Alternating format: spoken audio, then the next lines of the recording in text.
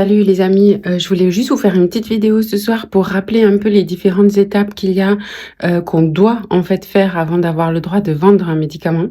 Donc on peut les diviser en 2 grandes étapes, les études cliniques et les études précliniques, et on n'a pas le droit, absolument pas le droit, de vendre un médicament, en tout cas un produit qui dit, ça soigne, ça guérit ou etc., si on n'a pas fait ces études-là.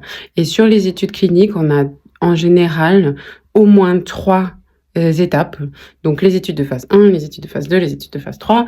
Et les études de phase 1, en général, on les fait sur des personnes en bonne santé parce que c'est vraiment la première fois qu'on teste une nouvelle molécule.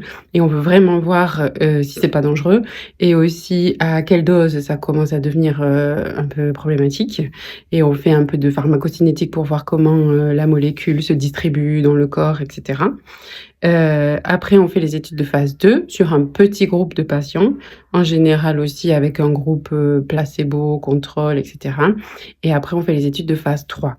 Les études de phase 3, en fonction des maladies, ça peut durer plusieurs années parce que il y a beaucoup de patients et ce qu'on essaye de voir, c'est vraiment si le médicament qu'on essaye de vendre, parce que c'est vraiment l'objectif de vendre le médicament, de demander l'autorisation de vendre, si sur un plus grand groupe de patients, il n'y a pas des problèmes qu'on n'aurait pas pu voir sur des plus petits groupes de patients, et si on peut confirmer que ce qu'on a vu sur le petit groupe de patients au niveau de l'efficacité est aussi vrai dans une population un peu plus large.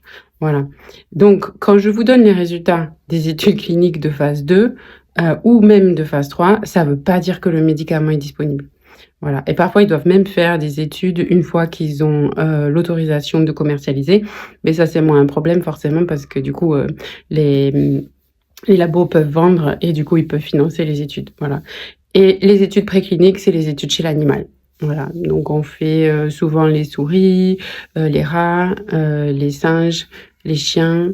Voilà, on est obligé. Ça n'amuse personne de faire les études chez les animaux, mais c'est le seul moyen qu'on a encore à l'heure actuelle pour s'assurer que c'est pas trop toxique en fait. Voilà, bonne soirée!